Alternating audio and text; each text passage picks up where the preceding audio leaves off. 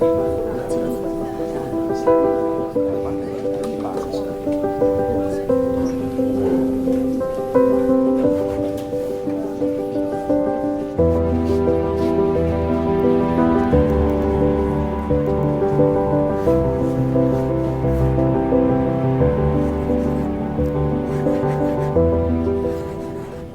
afternoon, colleagues. Today, we want to discuss the challenges of addressing human trafficking, focusing on trauma, vulnerability, and victim-centered care. To start, could our psychologist outline trafficking's psychological impact on survivors? Trafficking leaves survivors with complex trauma, manifesting in dissociation and mistrust.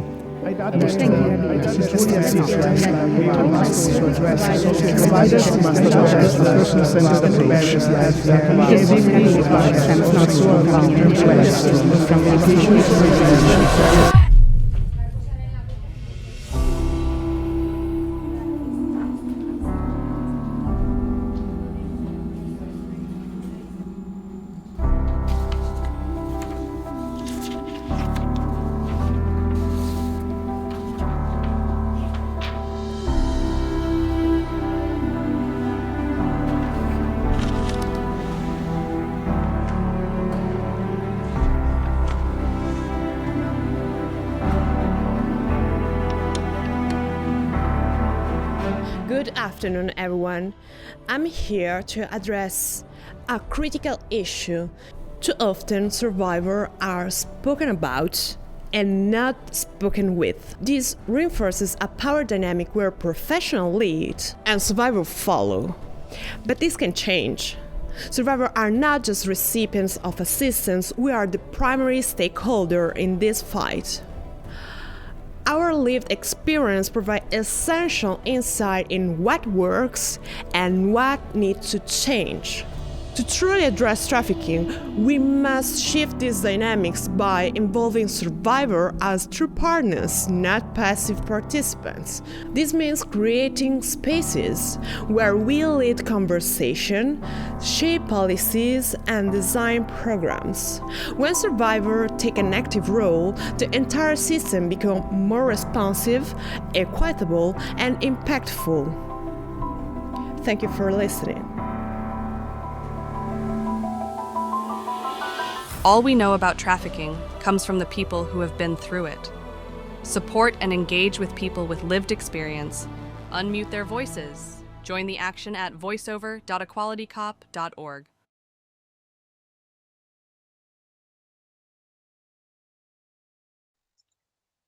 Good morning, everyone, and welcome to our conference, More Than Their Stories. I'm Silvia Monaca from PAIOKE, an anti-trafficking organization based in Antwerp, Belgium. And on behalf of the VoiceOver team, it's a pleasure to have you all with us today and to see participants representing 36 countries from across Europe and beyond. Today, we'll talk about stories. For many of us, stories are more than just words.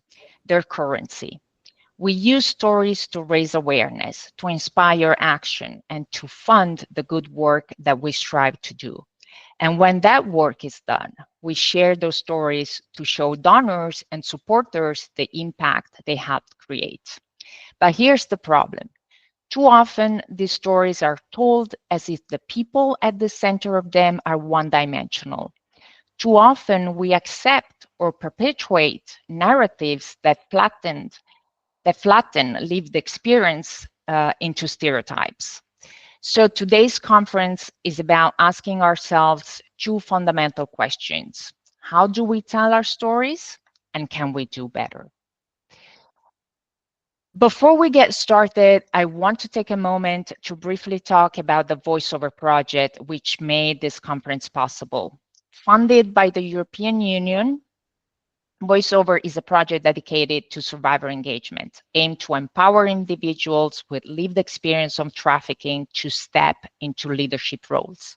But also and foremost, it's about helping organizations like ours learn how to work with survivor leaders, be able to support their expertise, and to create safe spaces to ensure that survivor voices don't just add to the conversation, but they drive it. Now, coming back to our event, we have an incredible lineup of speakers for today. We'll start with Mariam Awori, Ruth Matunda, and Miriam Chow from Azadi, a survivor-led organization in Kenya. Then we'll move to Flora Enifo, co-founder and community manager at MIST, a survivor-led NGO in France. And finally, we'll have Jessica Moss, a seasoned journalist who's covered human trafficking extensively. Unfortunately, Aidan White from the Ethical Journalist Network is unable to join us today. I'm pleased instead to introduce my co-moderator, Boris Gerasimov, editor of the journal Anti-Trafficking Review, who will be helping facilitate today's conversation and ensuring that we have a smooth and engaging session. A few housekeeping notes before we begin. Your microphones are muted to avoid background noise, but if you have any questions for our speakers, feel free to type them into the chat box and we'll address them during the Q&A portion at the end of each presentation. Your camera is also off to ensure a smooth session. Please note that today's event is being recorded and the link will be sent by email to you and to other registered participants who could not attend. Also, we will be sharing some links to useful resources in the chat box throughout the event, so make sure you check that out. And finally, we encourage active participation, so don't hesitate to engage with our speakers and share your thoughts and questions in the chat. And with that, we can get started. Our first speakers are Mariam Awori, Ruth Matunda, and Miriam Chow from Azadi, a survivor-led organization in Kenya. Azadi works to provide support and empowerment to survivors, and we look forward to hearing their insights into ethical storytelling. Over to you, Azadi, for your presentation. All right. Thank you so much, Sylvia, for the wonderful introductions. I will first start by introducing myself and allow my colleagues to introduce themselves. So my name is Mariam Awori, survivor leader and advocate. I'm a member of the Azadi community, and currently I work at Azadi as the interim managing director. I pass it over to my colleague who is in the room with me. Hi, my name is Ruth Matunda. I'm a person with a lived experience, and I just love advocacy, and I'm an artist. My curiosity tells it all, and I'm humbled to be here today. Thank you. I take it to Chow. Okay, greetings from wherever you are. My name is Miriam Chow. I was a fellow in the year 2023 in ethical storytelling. And currently I'm also working with Azadi as the resource center manager, and looking forward to share with you whatever we have in terms of ethical storytelling. Thank you. Take it back to Mariam. All right, I'm going to share my screen. We have a presentation prepared on ethical storytelling.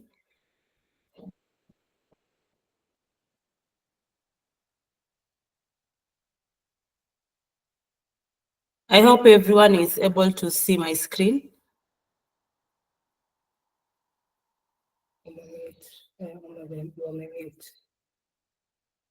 Sylvia, are you able to see my screen? Yes, I can. We can see.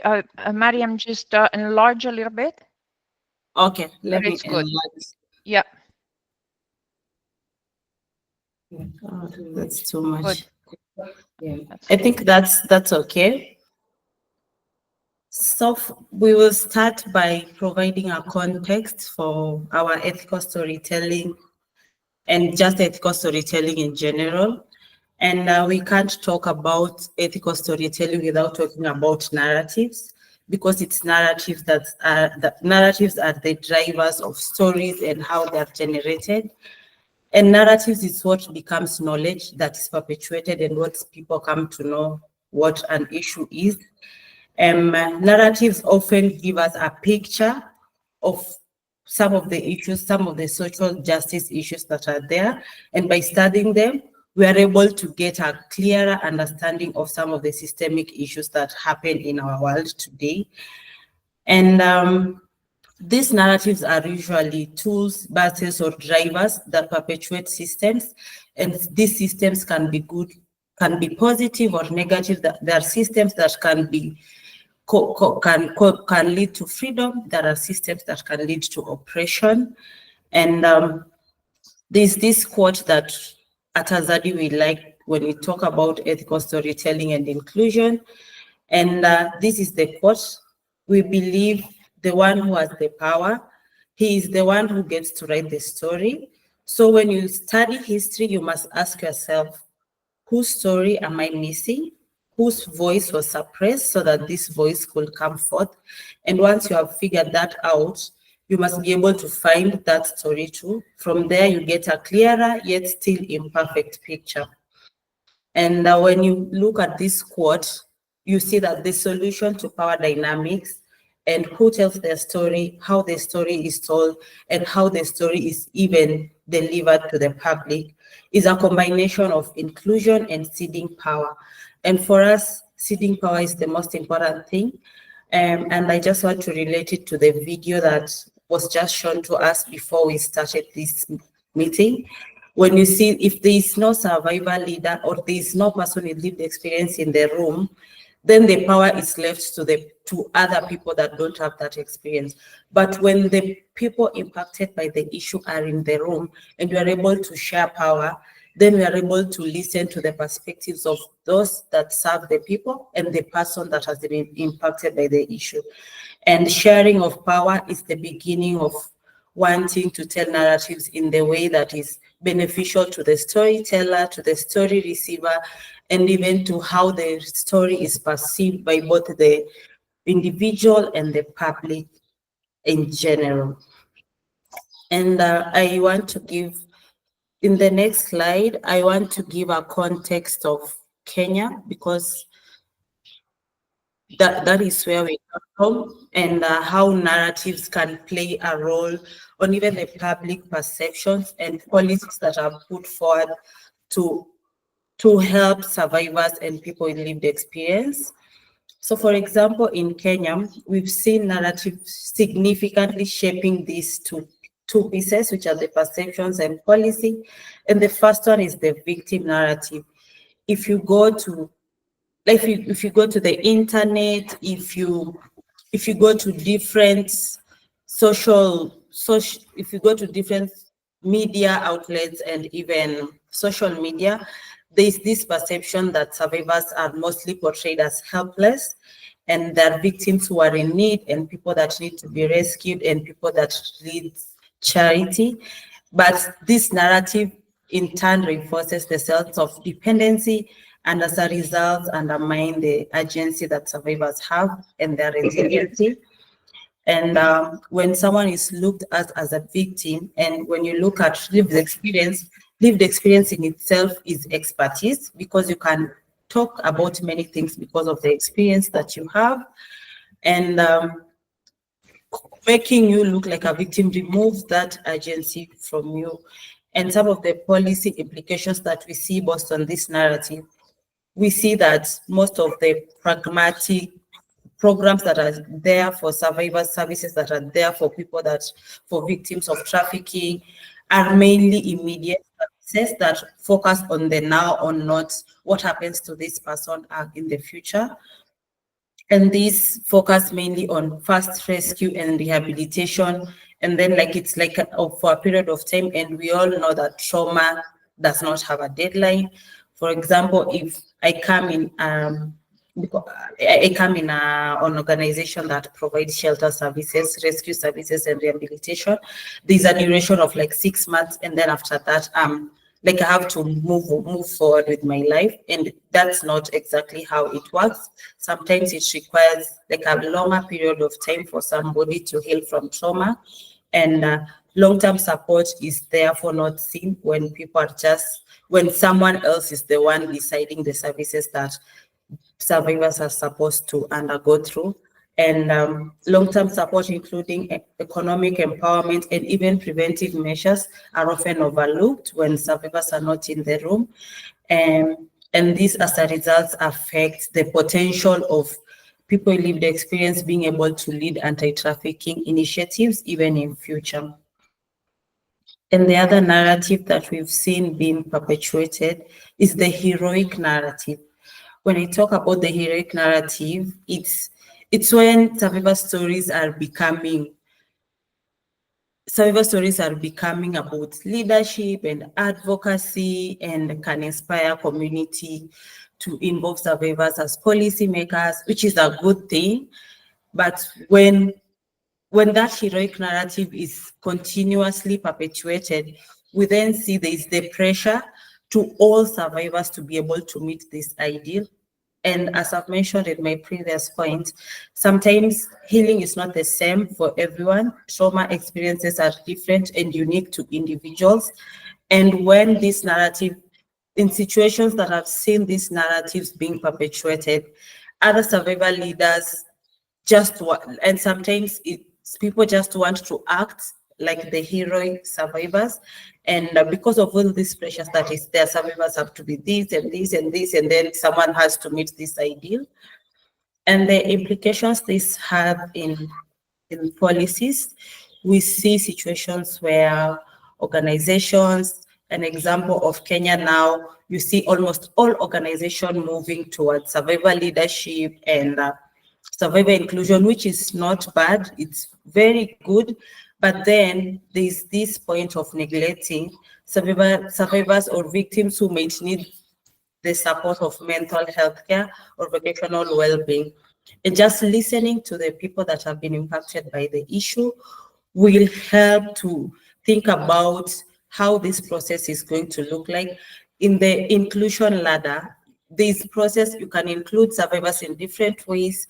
You don't have to directly include survivors as colleagues. You might start by informing them, and then you move towards the ladder up to the point where you are able to work with people with experience as colleagues.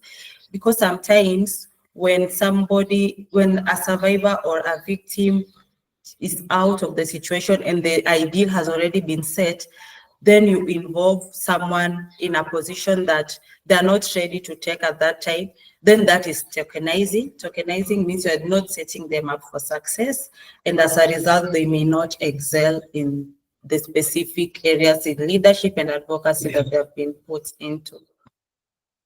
And the third narrative, and this I'm giving the perspective of Kenya because this is where we are coming from, is looking at trafficking as a foreign issue. For example, when we talk about trafficking, we don't even realize it's happening internally in our country. It's framed as the external problem, and then you realize that resources that are needed to help victims, survivors, are put towards international network, and sometimes it overshadows domestic cases where we've seen people being put into forced labor in tea farms, even in domestic work, and these are things that we don't look at when you see trafficking as a foreign issue, mainly that the people that go to work abroad outside of the country, it's what is considered as trafficking. And when you talk to someone who is working in a tea farm and is being overworked and underpaid, and you tell them this is labor trafficking, they don't see it as trafficking because this is the narrative that is already being pushed forward, even in media outlets, in newspapers, in social medias. And when you look at the implications this also has on policies, the resources are not well distributed.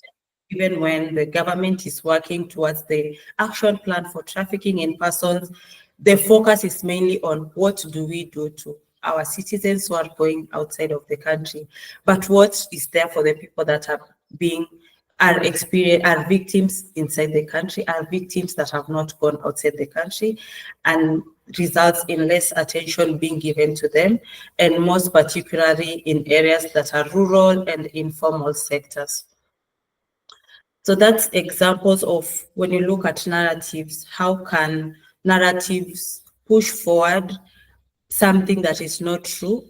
Narratives, how can narratives influence how people view things, how policies are formed. And when you think about this, for the people that are coming in different countries, I'm sure there's an examples that you can see even in your areas, and how this is really showing up, and how we can also work together and just work towards involving meaningfully. And when you talk about involving, it has to be meaningfully. People live the experience in our processes, in our programs, so that even when the narratives are going out there, it's something that truly reflect the needs, the experiences, and what will really impact change for survivors and people with lived experience. And I want to invite my colleague Ruth to take us through the next section. Just the slide. Okay. Slide. Ethical storytelling. This is very interesting because in ethical storytelling, the importance of it has given you a safe space, freedom to express yourself in a way you want, any way that you prefer. It either may be art, it might be pictures, you can do it even in documentary, drama, anything that you prefer, on how best you can lay the story out. It gives the storyteller and the person who is writing the story power to share the vulnerable voice and let people understand what human trafficking is. It doesn't have to be about human trafficking. It can be about a story about something that an experience somebody has never known that it is there and how it happens. So I tend to think the importance of it is like it amplifies and gives knowledge to the community, because in Kenya we have different communities with different dogmas, norms, and ideologies. So when you bring it to the ground, they tend to see it in a different way, in a perspective that they had never imagined. So it's creating awareness too, and it's like very important because it reflects the story of the person, the bearer of the story, and at the same time, it is also done ethically with consent. It involves a lot, like to be somebody who's telling the story should be like trauma informed and very able to say the story without even triggering him or herself. It doesn't, like, it really guards the person telling the story and the story bearer. It puts them together. They join together and tell the story as it is, because some stories are like added fiction and they're added stories that are not real. So when you get it from the source, it's even much better because you get the insight of what really happens. Like I can have a quote of one person who really an ethical storyteller. The person who said the story, these are the people who did EST story, and this is what they had to say on this quote. They said, our stories were being misinterpreted and manipulated. We give a version of a story and someone else gets another version of the story. Having ethical storytelling coming in means that you don't have to be the main character in the story, which works well for those who are doing EST or who are able to tell their stories of the vulnerable. I'm very humbled about this because ethical storytelling gives you power to like tell the story, to amplify the voice of the vulnerable, those who cannot say it. Thank you. I take it to Chow, I guess. It's not Chow. It's Chow. Oh, it's Mariam. Yeah. So I just want to give a brief about how Azadi has been using ethical storytelling. And for Azadi community, ethical storytelling started during COVID period when we had survivors were greatly affected by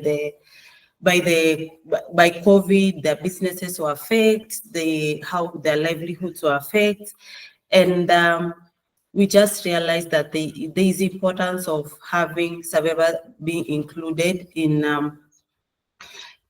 telling their stories, because there was a way in which the stories were being portrayed by other people that don't have lived experience of the same. And there was also a lot of power dynamics involved when survivors were telling their story. And there was also lack of training, because as I've said, when you put someone on a table to tell their story without them being prepared well, then it's not the right thing to do, because then it becomes tokenization. And for us, the effort of wanting to change this unequal structure and building just a narrative that is survivor-led, a narrative that is told by the survivors themselves, we started this ethical storytelling, which involved a group of 19 survivor leaders and 4 allies who were learning about ethical storytelling through different mediums, which is writing, art, and participatory photography. And how this process was done, we had a photographer, writer, and a videographer, and the 19 survivor leaders having having phones that were the same, and they're able to work together towards creating materials that are reflective of survivors' experiences. And this was done virtually, which we didn't even thought it was going to be possible. And survivor leaders went through a training on writing, a training on photography, a training on art, and the materials produced were exhibited in the 30th of July, which is World Day Against Trafficking in Persons. The materials are used as advocacy materials to provide awareness to the power that people with lived experience have, because they have to be included at the table. We have to be included at the table as co-creators, as people that lived experience, as experts. And as a result of that, materials that were produced showed different stories in forms of photograph, in forms of photo stories, in forms of designs, and in forms of written narratives, included poetry. And there's also work that has been done that is available in our digital archive on the Azadi website. And since then, we started doing it continuously year after year. So the first one was done in 2021 exhibition after training in 2020. And then the second one was tailored to survivor leaders that wanted to specifically focus on photography and writing and videography as a way of telling stories. And as a result of this, we saw that survivor leaders started taking their own initiative. For example, the last year one, we had a community in Azadi coming together and holding space for each other during World Day Against Trafficking in Person, which the theme was Leaving No Child Behind, and doing photographs and doing writings and doing signs that was used to exhibition and creating awareness without having a professional photographer there or a writer, because the community members already know the ethical way of telling their stories. You already have community members that have been empowered to become professionals in this field. And this just shows what survivor leaders can do is if power is given back to them, if people trust that they can be able to tell stories in the way that is impactful to them, in a way that they would want the stories to be told.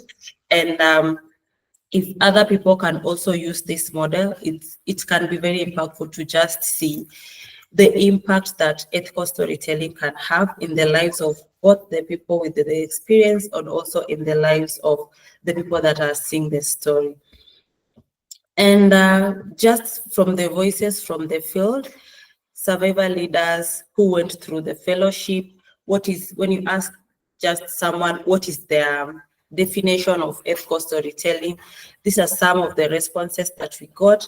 So a survivor leader said, this is the practice of honoring ourselves and others when sharing our narratives.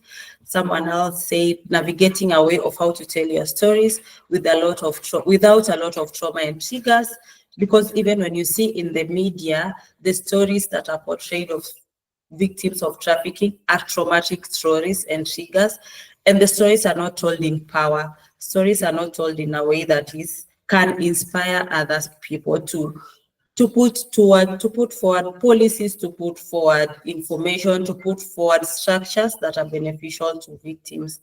And someone else said, it's expressing myself in the best way that fits for myself. It's reclaiming my own story. It's the practice of recognizing that stories are beautiful, powerful representations of self, that no one has just a single stories. And ethical storytelling is healing, values relationship building, and is guided by mutual trust and informed consent. Ethical storytelling is when you are protected, you can tell your story, but you are also protected.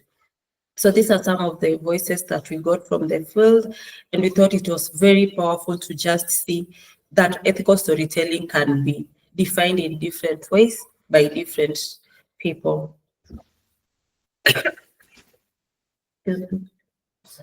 And then we have some of the example of the photo stories that we had, and Ruth and Chow are present here because they are part of the group of the fellows that went through the fellowship. And you can it's just an example to see how stories can be told in different mediums. And I would like to invite Chow to just talk about the photos that I'm going to share on the screen, which is a representation of her own story. Yeah, thank you so much, Mariam. So for those who are joining in, my name is Miriam Chow. I was an ethical storyteller fellow in the year 2023. So for me, I'll just define ethical storytelling as a platform to start a conversation that exists, but people don't want to talk it because of different reasons. Could be either because of religion, people prefer to talk about it, or it's even normalized in our community. So for me, when I had an opportunity to talk about my story, what I wanted people to have a conversation about, I named my project Unseen. Just like the name suggests, Unseen is something that intentional people keep out of their sight or don't want to talk about it. So for me, Unseen, I just wanted to shed light on the spoken and haunting stories of sexual assaults experienced by boys in their teenagehood or childhood, and then they are also concealed in the veil of religion. So I wanted also to confront that there are societal norms and stereotypes associated with masculinity, arguing that when we don't talk about it, it's okay because we are men or because boys are not supposed to be talking about it. I wanted people to talk about it because it's not something that we should embrace, something that should be talked about it. So you will realize my photos. So Mariam will just go through my photos as I tell you about it. So my photos were just about to evoke the narrative or the aspect that these struggles and these chains that men or boys experience need to be breaked, and these men survivors need to start to have these conversations. So I picked a conversation around religion of Muslim, and this is because I've been raised and I've been born in the coastal sides of Kenya. That's why I thought this was something that would be impactful because most of our community are Muslims. So we had the boy, in the first picture is a boy across or besides the bed, and this is his uncle. He's called Muhammad. So the boy lives with his uncle and the father and the mother. But you realize nowadays parents are too busy, not to say that people shouldn't look for greener pastures or people shouldn't take care of their children, no, but do we even start to consider the fact that children also need our time to have a conversation with them? Do we even ask children what happened in their school? Do we ask children what's going on in their lives, or are we just busy looking for things or life? So this is just to say that perpetrators are always living or staying with us. They are not even so far away from us. There are people who are just surrounding us, and people who we just don't think they can be part of the perpetrators. So Muhammad is his uncle. Muhammad takes Ali to school. Muhammad takes Ali to mosque, but the parents don't know about it, that Ali has been has been violated by his own uncle, just because we are family and we don't want people to be ashamed that our own family members are being part of our perpetrators. So Ali is just staying in silent because his uncle has been threatening him for the last many years since he started doing the act. And so Mariam, you can just move the pictures. So when you zoom the picture, you realize that the uncle in some way he's looking at the kid in a way that these parents can't even correlate or can't even understand what's going on, because they don't expect that his own family member can be part of the perpetrators, right? So here we have the family having dinners like normal people do, but perpetrator is in the midst of the act. Next picture, madam. And then we have Muhammad taking Ali to mosque. Like, it's a usual thing that Muhammad is taken to the mosque, but the uncle keeps threatening Ali time and again as they take him to different activities. Next picture, Mariam. So here the parent now has realized that whatever is going on in the family, that his own brother has been molesting the boy, but the boy still is in shock and still is in denial. He doesn't want his parents to beat Muhammad. But again, this is just to emphasize that that our own family members are ashamed that these things, when happen, they don't want to put it out to the community to have this conversation. They just want to find solution in between themselves, which can never happen, because solutions need to be given out to people to discuss. So that this, because it's a societal thing, a societal problem, it needs to be addressed by the society, not just at home alone. And then another picture. So here the father has agreed whatever has happened and is starting to have the conversation with the kid. And then the next. And we are hopeful that at the end of the day that Ali will get justice and light will come out. So my punching line would be that I want male survivors that to feel that we are seeing the things that are going on, and we want to empathize with them, that we understand whatever is going on, and we are here to start that conversation with them. We don't want what has been normalized as masculinity, men then don't talk, to continue, but we want the conversation to start and solutions to be gotten. Thank you, Maria.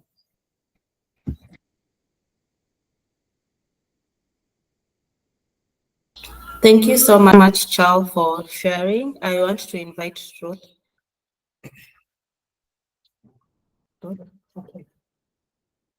Okay. My story, I did it in an artistic way with photos, and the frames, I highlighted colors on showing feelings and things that were happening around every photo. And the first photo, you can see a woman in agony, in tears.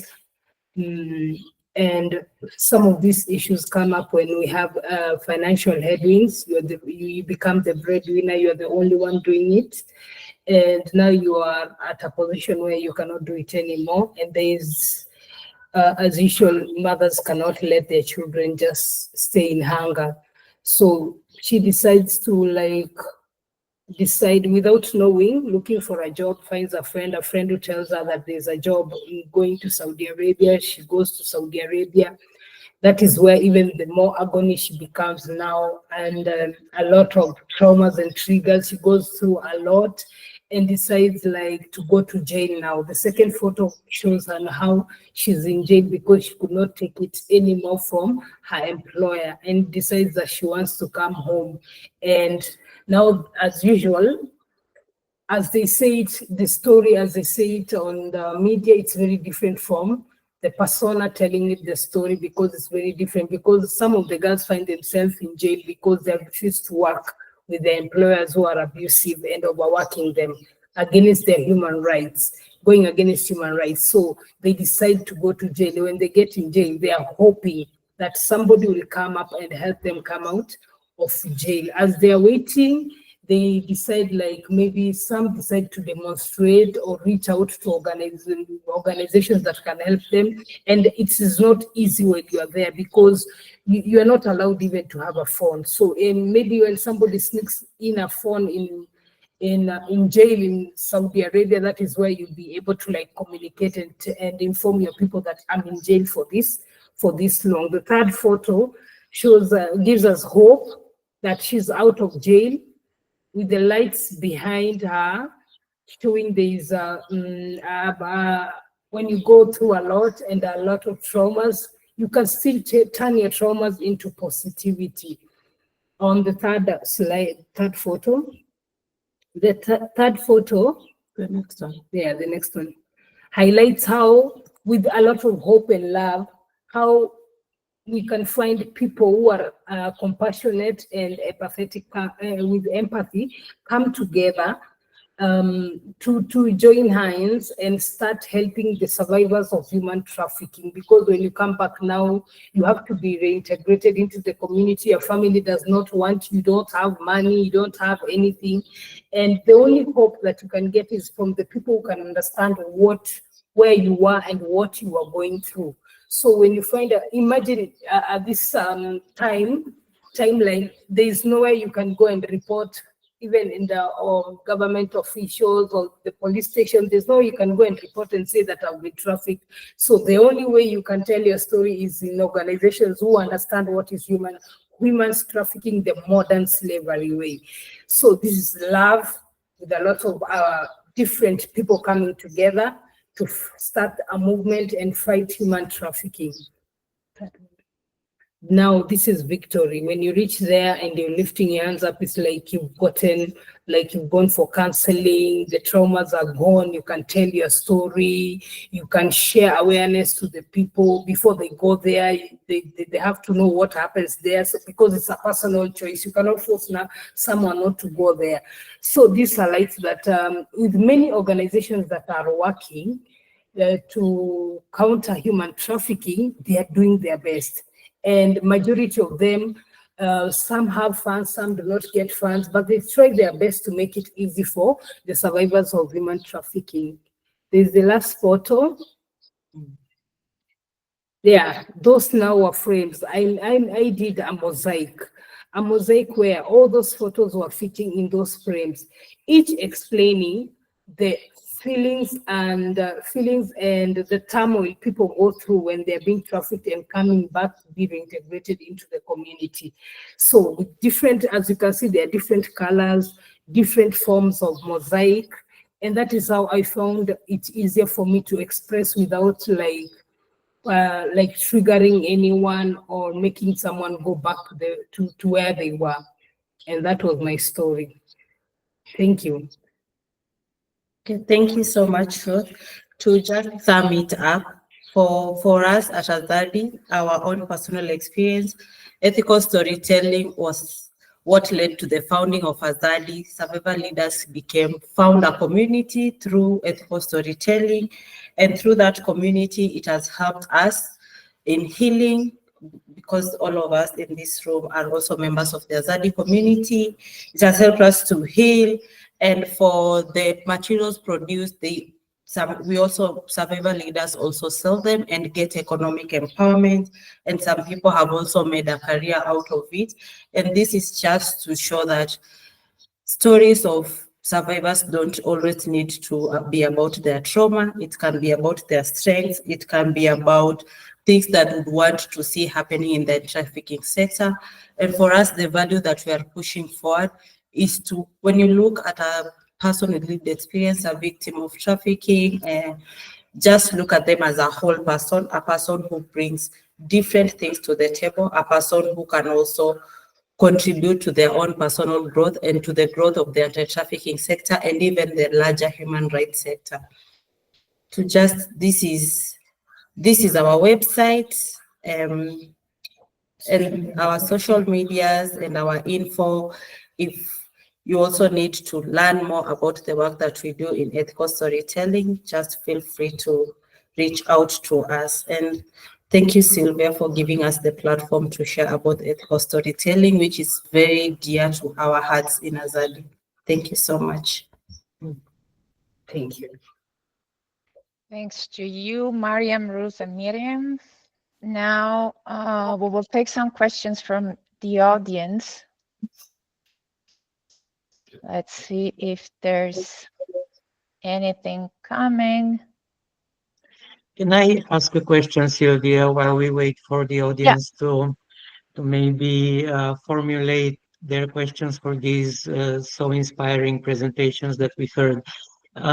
So my question is to any of you who feels you can answer. So how do you, let's say, negotiate or discuss when you receive requests for sharing story as a survivor? So let's say the government or your agency calls you and says, we have this conference and we want to present a survivor story. So can you come and share your story here in 5 minutes? And I suppose they wouldn't be looking for an. Bobby, for cutting you short, we didn't get your first question. Okay, so my question was, how do you insist on telling ethical stories of survivors instead of what perhaps the government or UN agencies or the media often ask of you, which may be something, you know, the usual, maybe they want to hear the usual stories of trafficking and suffering. So how do you communicate to them that you're going to tell them a different kind of story? Okay, thank you so much, Bobby. I think I'll take that. So for us, when you read the what Azadi is about, we start with Azadi is a value-based organization. So even before we engage, even our partners, our donors, we always advocate for ethical storytelling, and sometimes it's just good to stick to your values. It's not all the time that donors would want to tell like stories like this, and when you allow your organization or your organization or your community to decide which stories you will want to tell, and you are open about it from the beginning. We've had situations where we have been allowed to tell the stories in our own way rather than the traditional way. I think the key thing is to just remember the foundation of your community, the foundation of your organization, and just spread that to other people. Just remind people that this is who we are and this is what we believe in, and these are our values. It may not always, we acknowledge that it may not always align to what people think is the ideal, but just going back to what do you want to do, who do you want to impact, and how do you want to do it. Just having a foundation of all that so that you know the things that you can do so that you don't go outside your values. That is just how we've been working at Azadi. Unless Chow or Ruth, you have comments? No, you said it well. Thank you. There could be an issue with the chat box. Perhaps some people are unable to type into the chat box. So we're looking into this. Any other questions for Azadi meanwhile?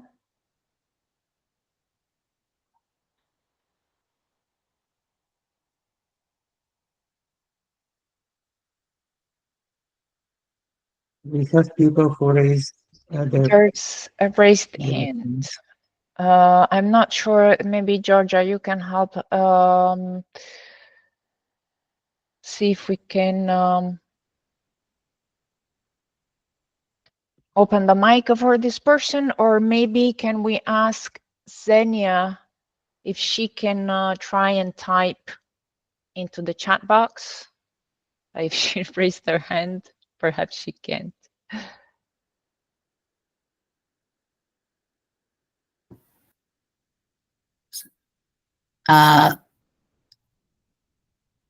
Every participant has the chance to write messages in the chat, because I am seeing now the option allow all to send messages. But if we want, we can also allow the people who raise their hands to participate as you. Let's try Georgia, because if this participant is not typing into the chat box, maybe there's something not working. Xenia? Yes, Xenia. Xenia, and then. And one more. And two more. Okay. I give them the chance to participate and to. Oh, there she is. Yeah. She can type now.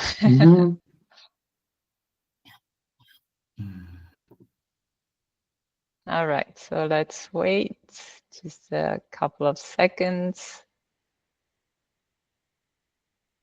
But she can also talk, right, Georgia? Yeah, she can now. If she prefers. Unmute. We can unmute her. She can talk. I still cannot unmute. Oh, yes, I just could. Yes. Hello. Hi. Hi, thank you so much for this meeting. Briefly, I just want to ask two questions. First one would be how we could help out and be an active part of Azadi while being far away and not being in the same country.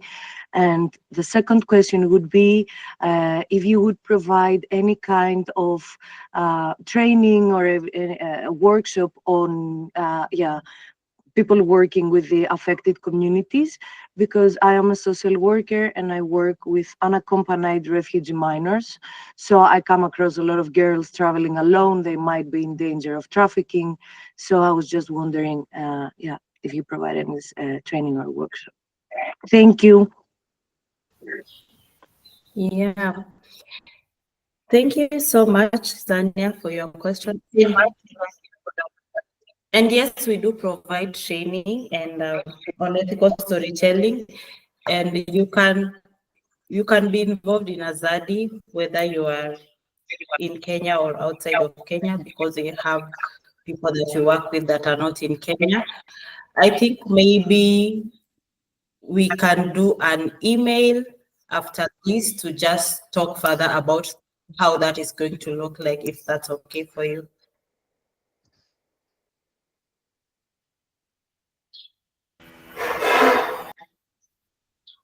All right. Thank you. Yeah, just to add on what Mariam was saying, so you can be partly of our work either through membership or on a volunteering based. So for membership, you have to be a survivor of human trafficking. You just visit on our website and register to be a member, because we work in even in diasporas.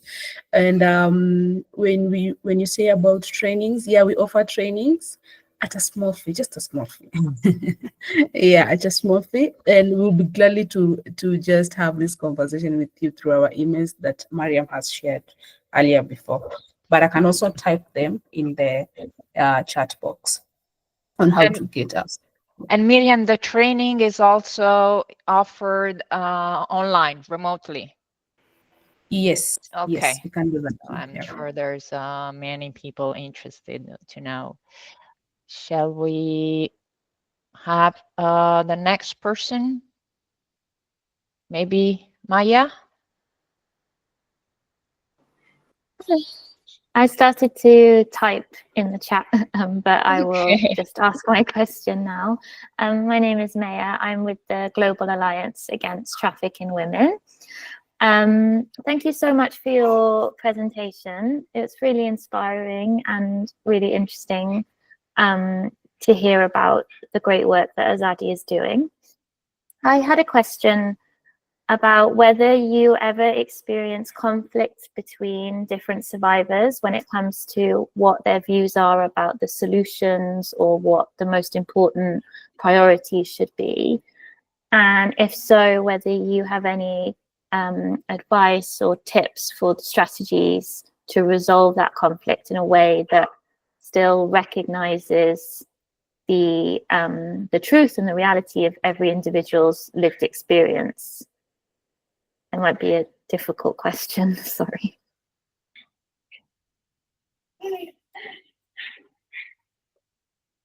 Chao, do you want to take that question?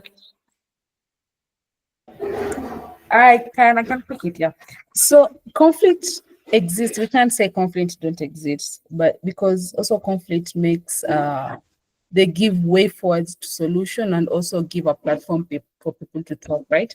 So when you say of conflict, it's it would happen because you have a room where people talk, like openly have that conversation, so they are free to have that conversation that would create a conflict.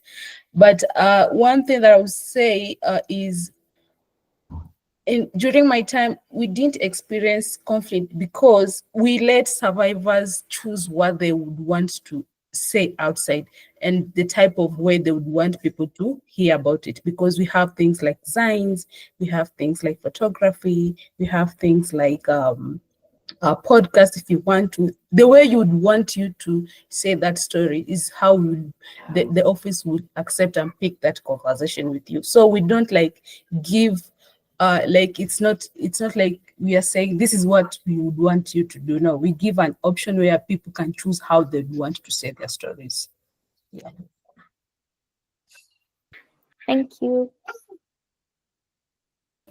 Ruth wants to add on that. Yeah, to add on that, when we were working on EST 2023, we were all like working together, and it was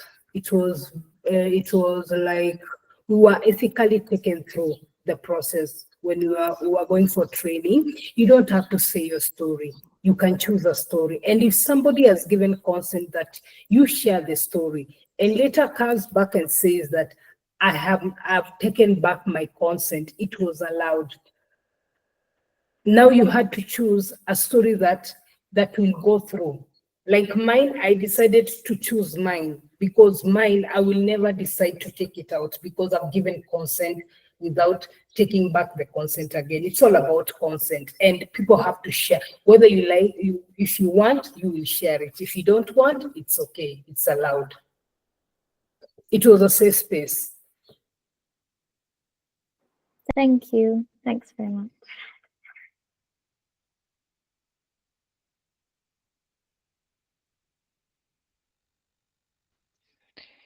Then we have Buzia from Beyond Crime.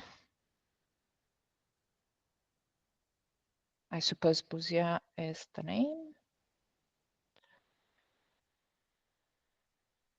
I don't know if she can speak or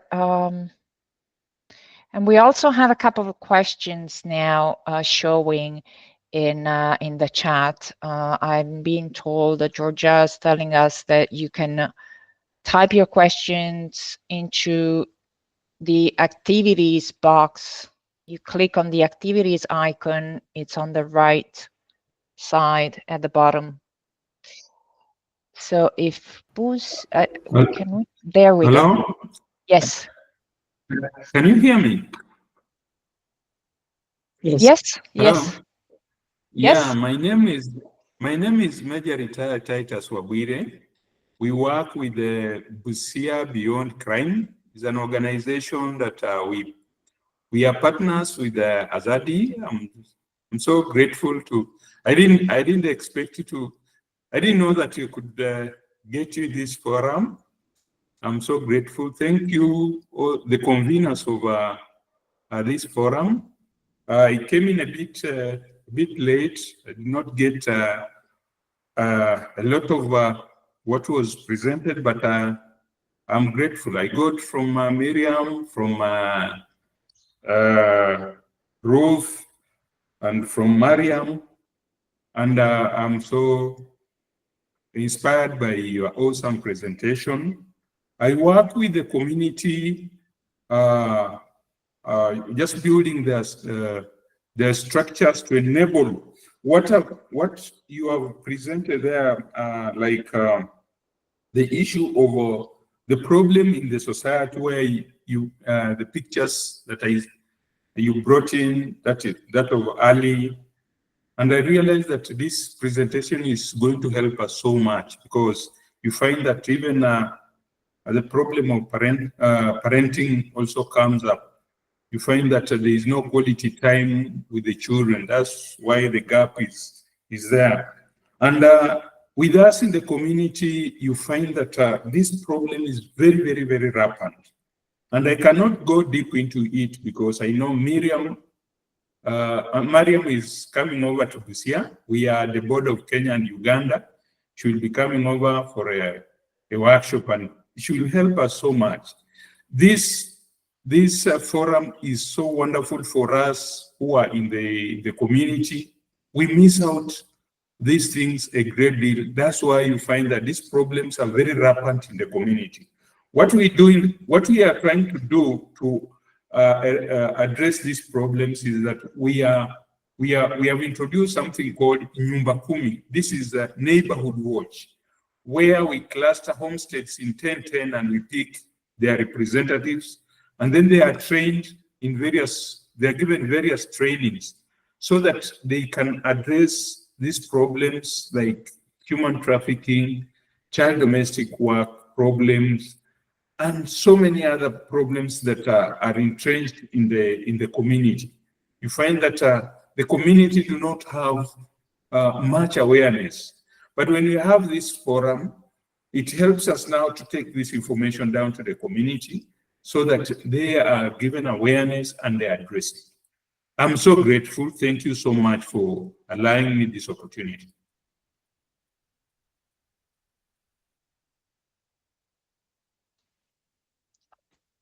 Boris, do you want to guide us through the last questions? Maybe we'll go quick so we can move on to Flora right away. Yeah. So there's a question whether ethical storytelling can also benefit charities and how effective it is for fundraising.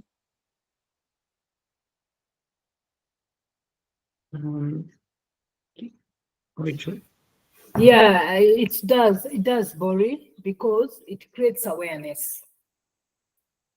Yeah. So when you go for the charity, you can like highlight and showcase what you have and what you're sharing about ethical storytelling. Tell about ethical storytelling, the power in ethical storytelling, and the narratives in different, they are very diverse and different.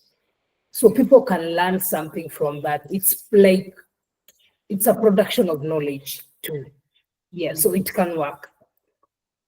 Yeah, and also just to give an example of, like, for example, Azadi is an organization that mainly works on donor funding and grants.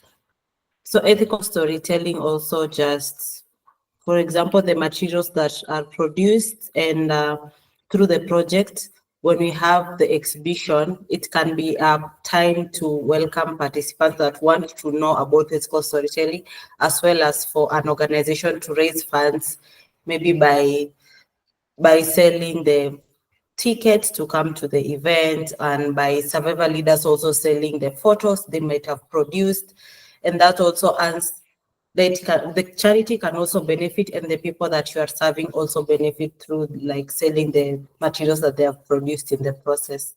Yeah, like in Azadi, the photos that we have for EST all through, they're very protected. Even when in the website, you cannot copy paste them, you cannot share them, you cannot even produce them to go and sell them. They are ours.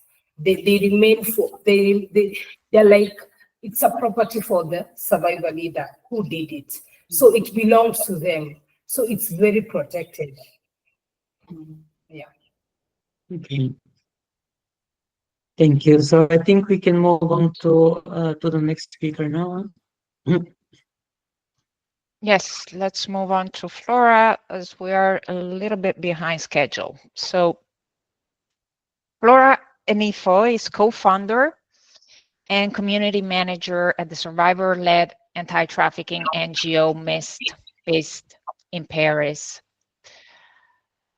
Flora is also certified in public narrative leadership, storytelling, and action from the Harvard Kennedy School.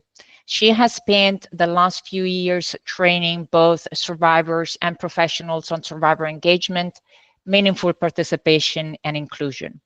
Today, Flora will talk about how MIST collaborates with journalists to ensure ethical and impactful storytelling. And to set the stage for her presentation, let's consider a scenario that many victim support organizations like ours are familiar with. A journalist approaches us, eager to write a piece about trafficking. We think of a client, a person with lived experience of trafficking who might be open to speaking with the press. We ask, they agree, and everything seems to fall into place. It looks like a win-win for everyone involved. But is it really? And Flora, we're ready to hear from you. Thank you, Sylvia. And also thank you, colleagues from Azadi. Thank you for that wonderful presentation. So my name is Flora Info. I am a community organizer and also one of the spokesperson in MIST. The MIST is a mission of intervention and awareness raising against human trafficking. So it's a collective of people who have been victims of human trafficking for the purpose of sexual exploitation and who are mobilizing to promote the identification and promotion and protection and inclusion of other victims.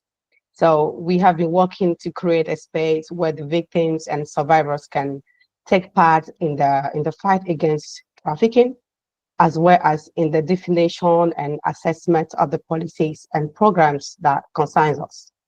So today I will be outlining the MIST approach regarding collaboration with journalists, focusing on creating a win-win relationship and avoiding the exploitation of survivor stories.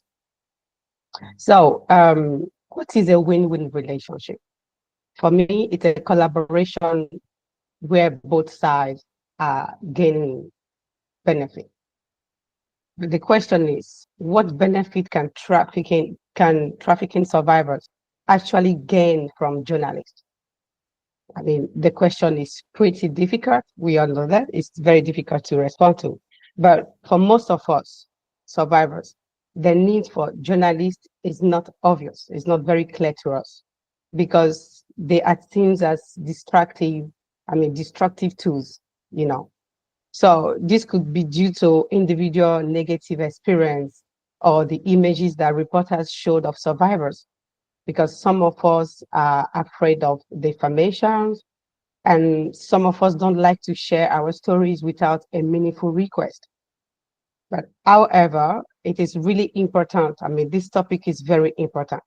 We have to ask these questions, and journalists could be a tool, as negative tools and also as positive tools if they are not well controlled. So we must discuss it, and we must want to build a meaningful battle against trafficking and prevent re-victimization, traumatizing experience, and exploitation of survivor stories. So this win-win collaboration is highly connected to the need for survivors to work in two main issues. One, the political purpose of such collaboration, and the second one would be the power dynamic behind such collaborations. So I will start by talking about the power dynamics at the play. And then after I will explain a bit what choices and methodology we have made in MIST. So the first one is the power dynamics challenge. To get a meaningful collaboration between survivors and journalists, there must be a balance of power between them. Because when power is unequal, it can actually rob people of their agency and their ability to choose their own destiny. And this actually allows dominations. So in order to avoid that, there has to be a relationship, to build a relationship between survivors and journalists to be a power balance. This is very necessary. Survivors are sometimes dominated by NGOs and reporters. The reporters come to the interview prepared. They know what questions they want to ask the survivors, what answers they are expecting from the survivors. But the survivors don't know these things. They don't have these same tools as the journalists. So there are also educational languages and cultural barriers that the journalist has and the survivors don't, most of them. So in this situation, it cannot be a win-win situation. We cannot call this a win-win relationship because the power dynamics is not equal. So the reporters are prepared and trained, but the survivors are not. And sometimes they end up being misunderstood, misinterpreted, and this power dynamics can rob them of their goals. So reporters need to work one-on-one with survivors. They should put the survivors' interest first and give them a space and time to share in a meaningful ways. This is crucial for survivors to be in control of their message, what they want to share, and when they need to share it. This is not as decisions for the NGOs or the reporters. These decisions belong to the survivors, and we must give space to such decisions. So, and this other thing is their special interest. The special interest must be outlined and put in the center of the conversation. Why do they want to do this interview? What are they expecting behind it? NGOs need to be on the side of the survivors. They need to stop fighting for the images and the financial support instead of the well-being of the survivors. There must be a moment of ethical question. They must ask themselves, why are we doing this and who are we doing this for? If it is for the survivor, then allow them to decide, be on their side. And because reporters often manipulate survivor stories for commercial advantages. They are interested in a sensational and a traumatic stories.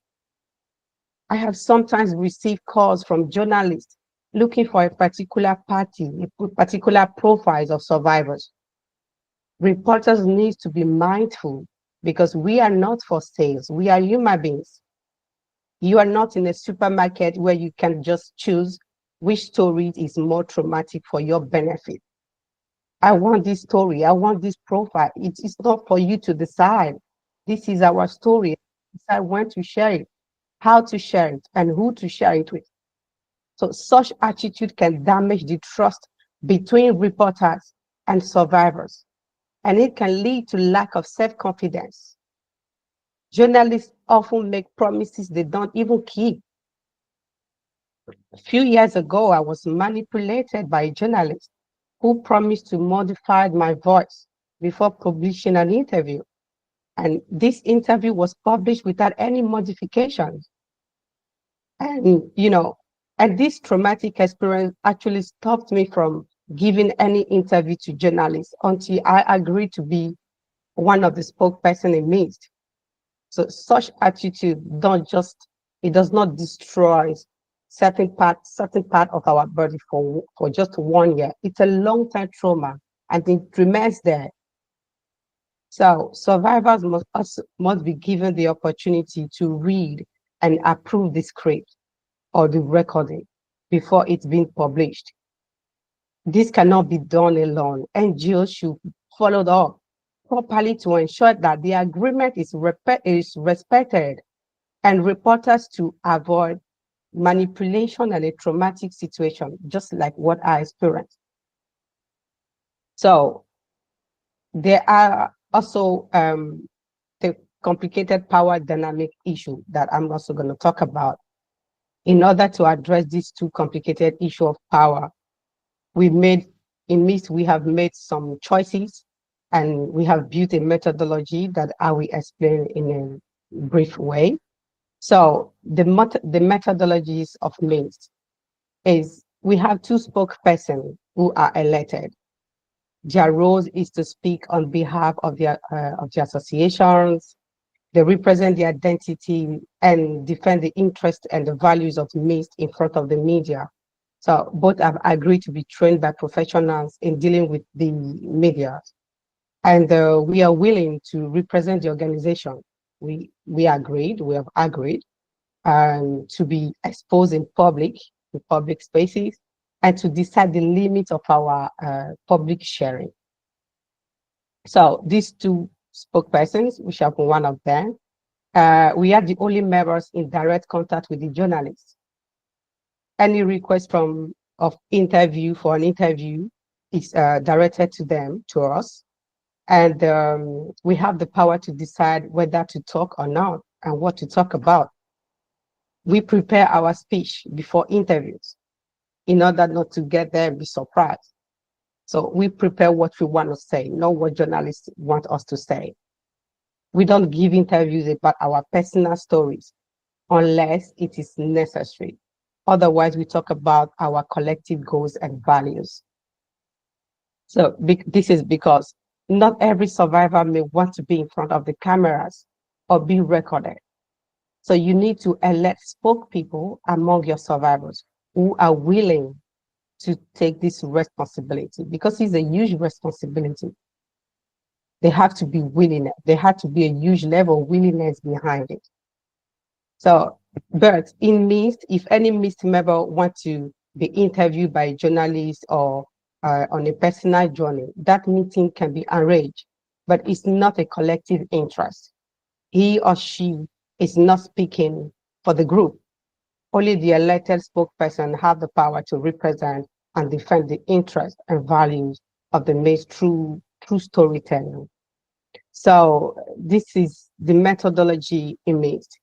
Elected spokesperson with trainings and capacity to choose inside a group where collectively concerns are always above individual stories. So this is the choice of the MIST. So survivors who want to speak to the reporters need to be trained so that they can be in control of their speech and have a personal or a collective purpose behind the interview. So I think from a personal experience, it is pointless to be interviewed by journalists as a survivor without a political position or a special interest and goals. And it's very important that survivors must first outline their goals in order to have a win-win relationship. If you don't have any goals behind your interview, we can't call that a win-win relationship. It is tricky. So, and they also have to, they need to know why they want to be interviewed. They must reflect on these questions. Why do I want an interview? Are you sharing your stories because you want to, or because you feel you have to? What are you expecting from the interview? Who are you sending the messages to?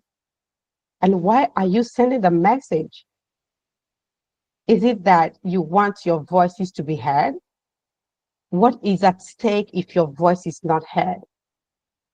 Are you sharing your stories to satisfy the reader's view or curiosity or to attract pity? Or is it about delivering a collective message that represents your community? What do you care? Why do you care about these issues? What is at stake for you if nothing changes? Survivors must reflect on these questions. It is necessary for their collaboration and for there to be a meaningful participation from survivors. These questions, they have to reflect on it. And same goes to the reporters. Reporters must also ask themselves why they are interviewing survivors. Why do you need our story? Why do you care about our stories? Among all the issues and stories in the world, why have you chosen survivor stories? What is at stake if survivors are not heard? What are you winning from the interview? You have to ask yourself these questions also in order to raise an individual and collective awareness. that we are survivors of a traumatic experience. We are not an Olympic champions. You must first reflect on these questions before interviewing survivors. I think the same has to go to the NGOs. Why is the involvement of survivors important in the fight against trafficking? What are you sending the survivors to the journalists for? What is at stake for you if we don't do it, if we don't participate, if we don't want to be interviewed? Why are you interested in this? NGOs must also ask these questions. So to round it off, I think it's very crucial for NGOs and supporters. You must first reflect on these questions and then collaborate with survivors to reflect on their own questions in order to have a meaningful and a win-win relationship. So thank you all for having me and listening. So I will be open for questions. Thank you. Thank you, Flora. So powerful as usual. You touched upon a lot of very important topics. There's a lot of takeaways here for everyone, for people with lived experience, for support organizations and journalists. I think there's a lot of questions that can be asked. Jessica, we can ask Jessica. She may have a lot to say about what she just presented, but also we got some questions coming from the audience. There was Maria. I think I saw one participant named Maria raising her hand, and Romina, our Romina, is also raising her hand. George, I don't know if you manage, if we want to unmute them, or because again, perhaps they have trouble. We can unmute them or ask them to write the question in the Q&A section as you wish.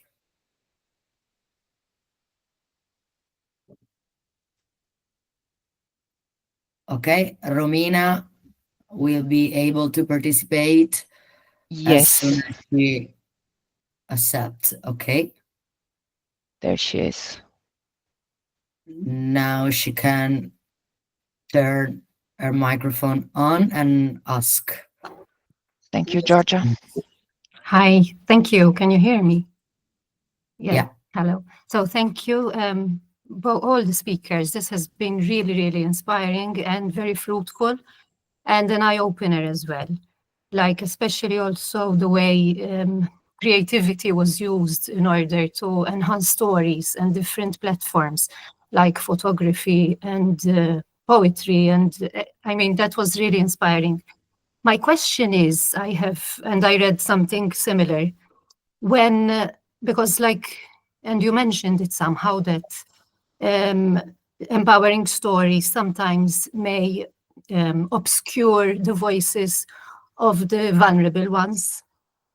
So when this happens, and we're seeing that this can cause more trigger, or it can bring about trauma, in order to keep the authentic voices, because we want to keep authentic voices, so we all know that different experiences, everybody has different experiences. How do we address such situations when this is the case? Like we have people who, yes, are very strong in their character, and then we have others who are still very, very sensitive and very sensible, and they have a lot like to say, but they're still held back.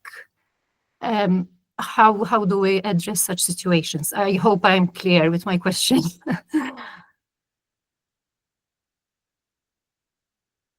Thank you. I mean, if Flora or Miriam, whoever, I'd be very grateful. Thank you. Thank you, Romina.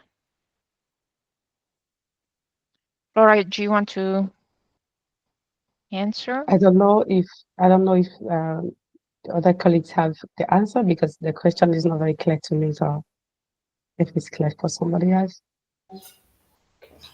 Except if you can maybe cut it short and repeat Romania, but it's not very clear to me. Yeah, sure. sometimes we have, as we said, everybody has their own different story and their own different perspective, but also the situation they would be in. Not everybody would have reached a place where they are okay to share their story, because we have people who are very strong, and then we have others who are very, very sensitive still, are still very triggered. They would want to share their story, but or there is fear or there is still trauma. How do we address such situations? Or else the story is coming across maybe as not so strong as the other. Is that better? Is that clearer? Yeah, it's better. Thank you. Thank you. Thank you. So I think that for me, there is no powerful or poor story. Our stories are important because it's our stories, okay? And we have to create a safe space where survivors could share their stories in their own way, you know. And if, for example, in MIST, what we do, we have different group, different workshop where people can come together, survivors, people with similar stories, come together and share their stories through podcasts, where they decide which topic they want to share, what part of their story they want to share. So I think the most important thing there is to really create a safe space where survivors could share what they want to share from their stories. It's not, we are not the one to decide if this story is powerful enough or not. You know, every story is powerful because it's our story.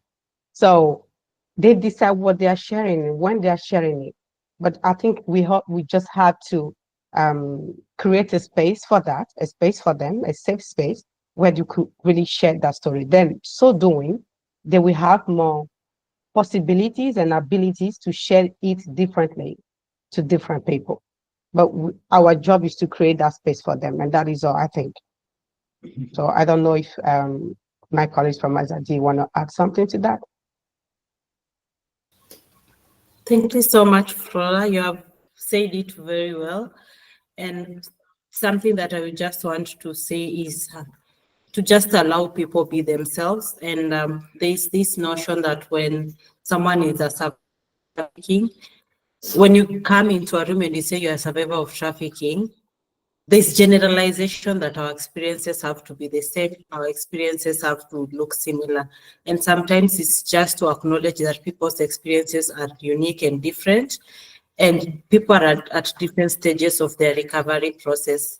So just acknowledging that and allowing, like if someone feels this is the story, they want to share their stories of empowerment and someone else is not ready, just making that room be there. Not when I come to a room and I'm at different place of my healing and maybe someone else is standing there and speaking and saying nice things and I'm not able to stand there and speak, that doesn't mean we need to be the same. I should be allowed to just sit and listen. Yeah, thank you. That was it for me. Thank you. We have one question. Maybe we can take it as a final question before we move on to the next speaker. So the question to you, Flora, is do you find that journalists are open to your approach? Do you know which journalists to work with because they respect your methodology?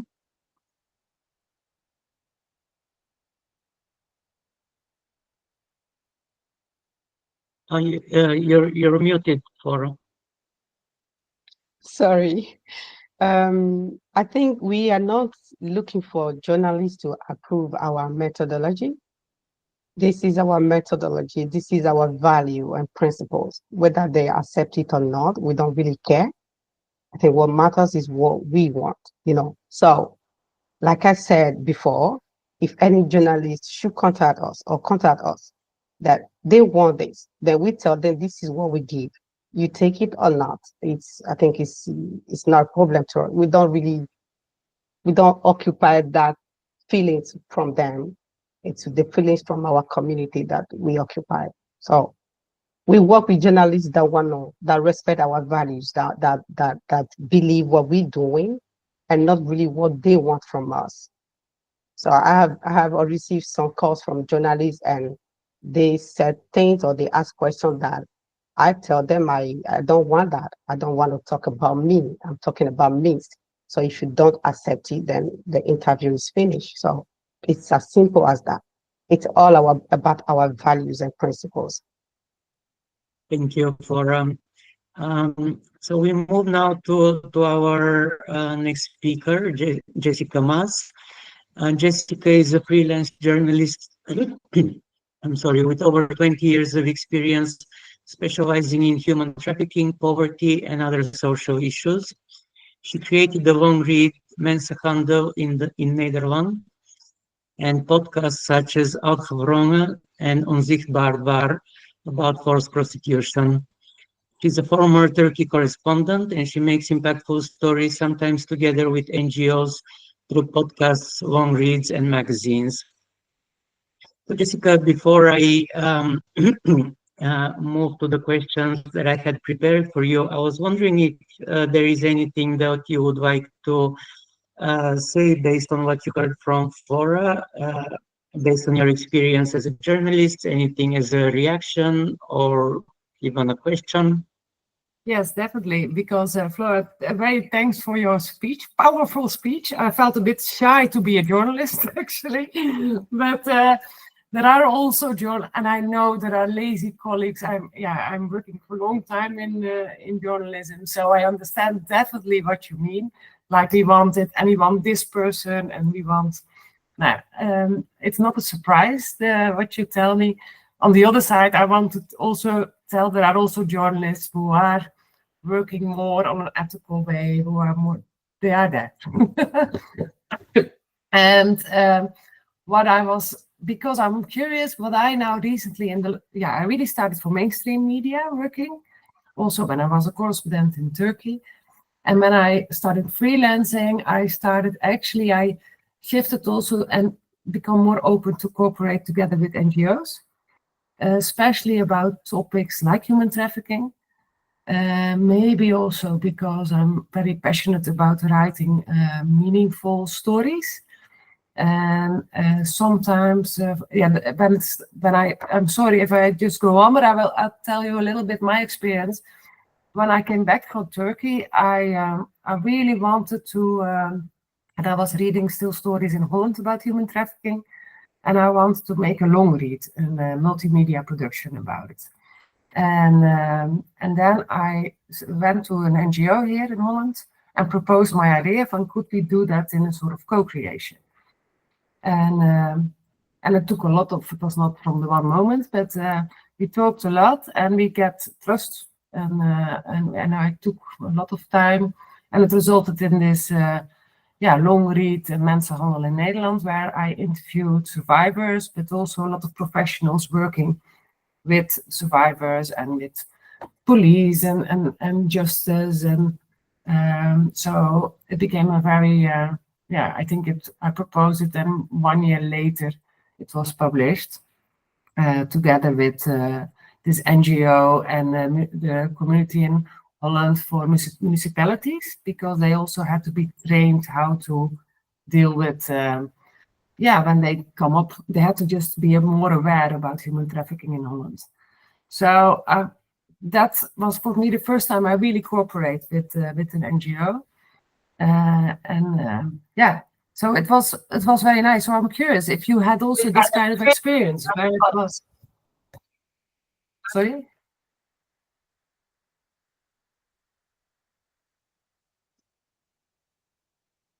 Flora, did you have this kind of experiences?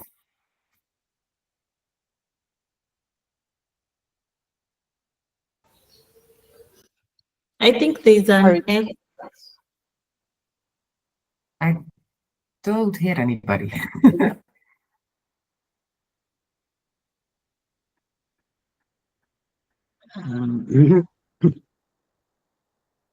Yeah, would you like to respond, Flora? Hello, can you hear me? Yeah, sorry, I was struggling Yeah, so the question was if we had some experience with journalists, ethical experience. I don't get it. What I mean is that you It work was in broken. co-creation, that you work together. Like I did, for example, first with Comenza, an organization in Holland, later with Fairwork. We worked really together on, on making productions about human trafficking. Yeah, but I think the network was broken on my side, so I didn't get the full question again. So I think if I get it clear, you're asking if we are on a collaboration with any journalist. Yeah. Yeah. Okay.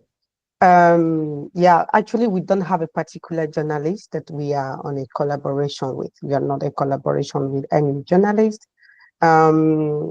We receive or work with a journalist on demand, and if it's on our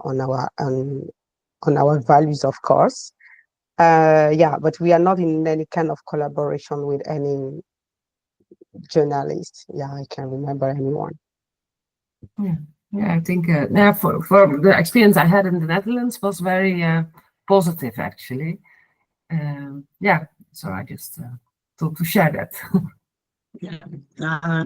So I was thinking, Jessica, can you just go in some details when you prepare a story about human trafficking, like what things you are careful about, when you try to present survivors in a way that that is ethical and wholesome and not simply or racialized or something like this. So what steps particularly or concretely do you take to make sure your stories are ethical? Like in terms of, what kind of language you use or what kind of background research maybe you do, how you communicate with them and so on. Yeah, I think it's a lot about the most important thing is taking time. So this is not an article you can just make and call and fix it. This will really, in my experience, takes time. It takes time to meet. If you're already, maybe sometimes to an NGO, meet a survivor, then you take time to meet them, to drink a coffee, to introduce, to tell why you want to make the story. Yeah, what's in it for them? What would they expect from the story? And always, what I always emphasize, like I can ask millions of questions, but you're in charge. You share what you want to share. And if you don't feel comfortable, or if you, and I'm really getting, and how longer I work, how more important I find that. Like you have to be happy with the end result. And I also become a bit critical on my own way in the sense it's just a story, because I come, I listen, okay, I take maybe 2 weeks, 3 weeks, or a year to work on this, but I don't want you, because of sharing the stories, that you start reliving trauma. I wrote a lot about trauma. I'm pretty aware how sometimes storytelling or remembering the horrible things can make it you relive it. So I'm in that sense very careful. And people are often nervous when they talk with journalists. So I try to really, show that I'm not so scary, that I'm human, and why exactly what Flora said. Why I think it's important to share, because it's not about sensation. It's about awareness, and that's why I feel so passionate about this topic. But it's sometimes hard working to get the trust, not only from the survivors but also from the NGOs. And about the language, that's about respect. I think you talk about survivors. Also, when I interview people, of course, I ask what happened, but also what they want to give to the professionals, what they help them, what was at the end of the day helpful, and what would what should professionals or society at least not do or do, so that at the end they feel so empowered. And I see that often that it can really work like that. So, yeah. And it's very nice, I think. Then you have the win-win. Yeah, thank you. So before my next question, I also want to remind again the audience that they can send their questions for Jessica or for someone else in the chat box. We hope you'll have a couple of minutes in the end for these questions. And so I wanted to ask you also about the NGOs, as you mentioned. So how was your cooperation with NGOs? Was there some tension or any difficulties between what they want from you, what you want from them? Any challenges or any advice if you have for other journalists when they would like to cooperate with anti-trafficking NGOs? I think it's very clear almost from the beginning that it is a cooperation. So that I work with journalistic values and ethics, and and I saw also together with Fair Work, we work together, and thanks to the fellowship of GetW, we work together on a podcast. And that's where the cooperation went very well, actually. I think it was very clear. We were thinking about the storytelling, how we want to tell the stories. We often also, actually from the beginning, it was clear that the people who we would interview were in charge in that sense. They were also happy to cooperate, and it became really at the end we had also a meeting where I think everybody was proud to work together. And what was very nice of this podcast, because I'm a freelance journalist, I'm not working immediately for, I'm a freelancer. So what was nice that this podcast was published on Spotify. Later, the Fair Work and somebody from Fair Work and me were invited to talk at a radio program. One of the people we interviewed was interviewed in a national newspaper. So it created its own buzz shortly, but okay, it created, and that, for me, that was actually the nicest thing as a freelancer you can do, that you make something and then it creates also an interest from other media. I was very happy with that. And I think that was a project where I think, that was a nice cooperation, very much.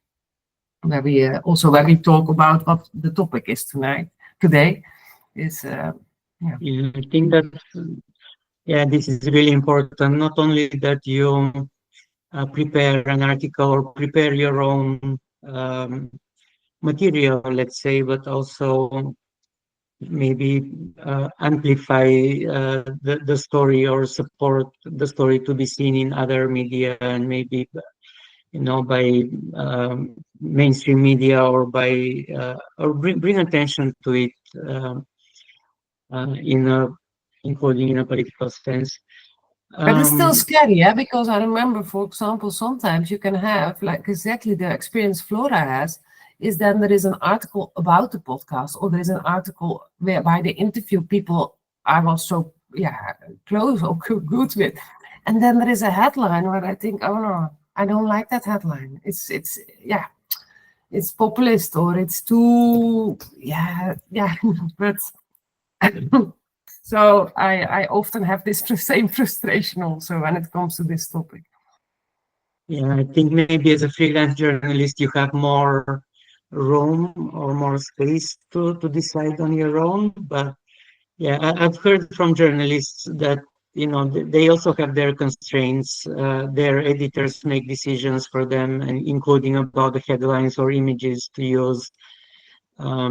Which of course is and as a freelancer you can try a lot and as more experience to try to have some influence of that, but it is also sometimes limited in how much you can, even though you want to see the story before it's published, even though you can still have an editor in the evening think, we'll make another headline, and then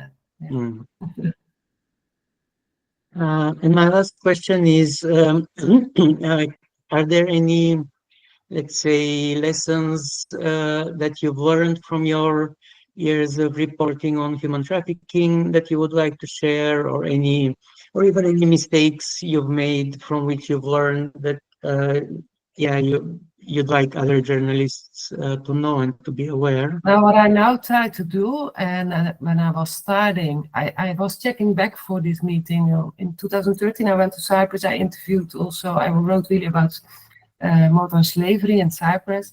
I interviewed a lot of people. And now I would do that different in the sense I would, often what I now do, if I interview somebody, I call them back in the evening how they feel about how they are feeling or the next day, or I have WhatsApp contact, like, hey, are you still, is it good? And I'm more careful, I think. And at that time, luckily I had a very nice cooperation with an NGO in Cyprus, but still I would do more my best to that changed. I think that changed a lot in the way I'm working. Especially when it comes to traumatizing events and people tell about them, I'm more aware that it can trigger things. So I try to really, I take longer time, and I try to also be careful in the after part. I think that is very important for journalists to do this. Not only get your story and leave again. Yeah. So there is one question for you, Jessica, from Thea Heisenberg. What is your main motivation behind writing about human trafficking and the survivor stories? Is there maybe a political aspect to it, even if maybe not primarily intended? No, maybe it's just I started journalism really from a sort of ideology way, I think. Just I don't know. I'm very interested in making articles or stories of others, which I want the world to know. And especially when I start writing about human trafficking, I also wonder that it is such a it's something which involves your freedom. It goes against everything. And every time I even though I wrote a lot about this topic, I still have the same I don't know how to say, passion for writing about it. And I find this really are the stories. And often also when you do this freelance, especially this journalistic projects, I put way much hours than I'm always over my time. And I'm not an activist, but I'm sometimes a very driven journalist.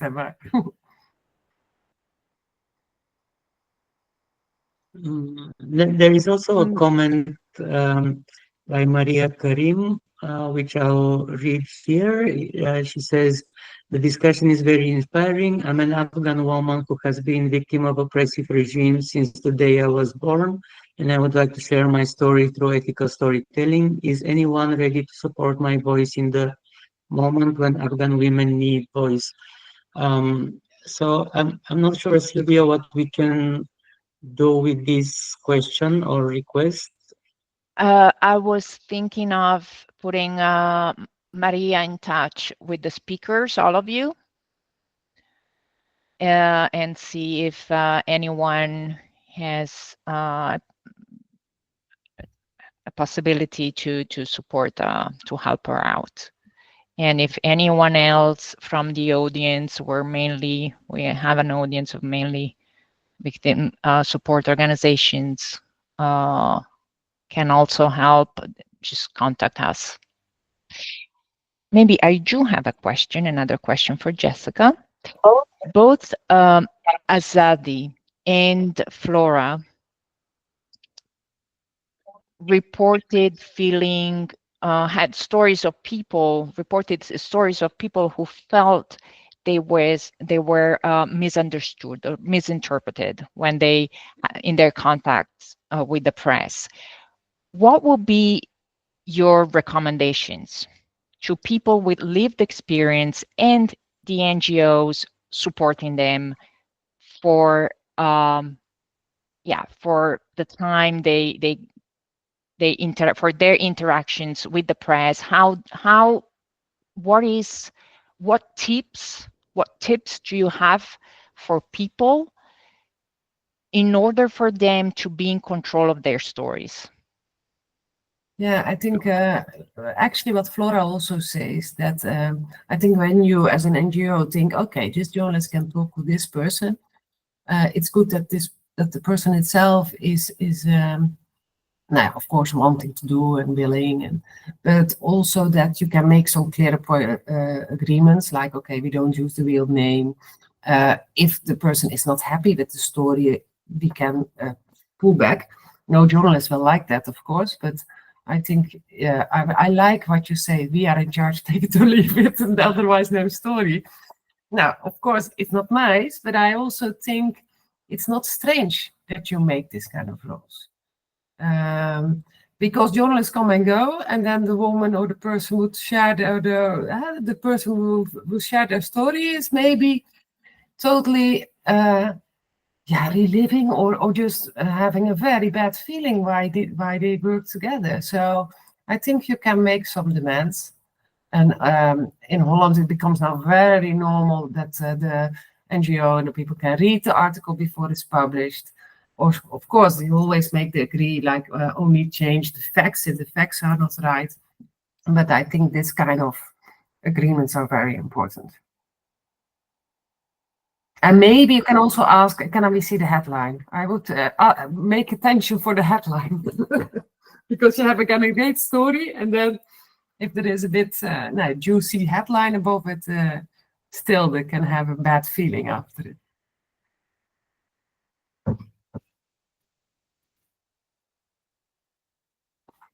Yeah, thank you, Jessica. So, do we have a moment to give Flora the floor? Okay, Flora, final comment.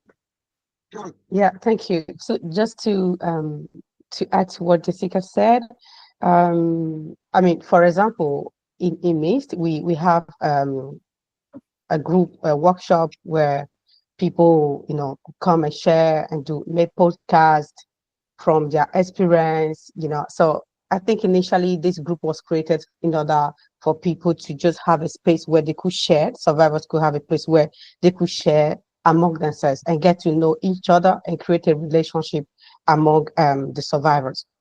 And so it happens that in this kind of group where they do workshop, podcast, survivors come to a point where they are very open and free and share certain stories, certain things in their story. And what we do, for example, even they are complete in charge of this workshop, but before it's being published, because we do publish it on our YouTube channel, and before we publish these stories, we make sure that those moments where they share a very deep personal stories, they are really willing to share that to the world. We allow them to rethink about it. Because survivor could just really be in a moment where they just want to talk. They share. This is important for them. But most of the time, they don't really want it to be out of that workshop. You see, so we give them those spaces. And what I'm trying to say is that if journalists and NGOs are working together with the survivors, they should also allow them, give them the space to read the script or listen to the record before it's being published. If there's their passage that they want to take up, we should respect those passage being taken up, even if it's the most traumatic passage of the interview that might really make the number one the trend. But we have to respect that they don't want this moment to be shared to the world. It's important for them to really be in control of what they want to bring out, even if they say it, they might share it at that moment, but we have to be sure that they really want it to be published to the world. I think this is where, when I talk about being in control of what you share out, it's also part of this.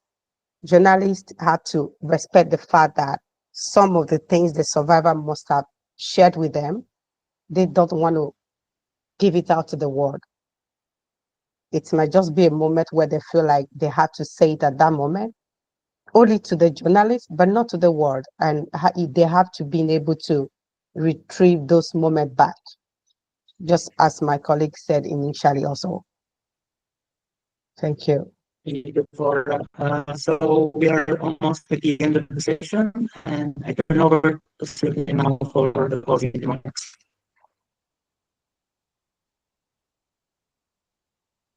Yeah. So we're closing today's session, and I just want to thank everyone who participated in today's event. First and foremost, I want to thank our incredible speakers for sharing their expertise and perspectives on communication about trafficking and survivor engagement. I would also like to express my gratitude to my co-moderator Borislav for helping guide today's conversation with such skill and thoughtfulness. It's been a pleasure working together with all of you. And before we wrap up, I want to remind everyone that today's session was recorded. The recording will be available online shortly, and the link will be sent to you with a follow-up email. For those of you interested in exploring survivor engagement practices further, the VoiceOver project offers many valuable resources. You can learn more about this visiting the project website, our Facebook page, the websites of our partner organizations, or by reaching out to any of the partner organizations involved in the project. And you will find the links in the chat box. And finally, a huge thank you to the European Union for their generous contribution and support. Without their funding, both this event and the ongoing VoiceOver project would have not been possible. Thank you again to everyone for your participation, and have a wonderful day and weekend ahead.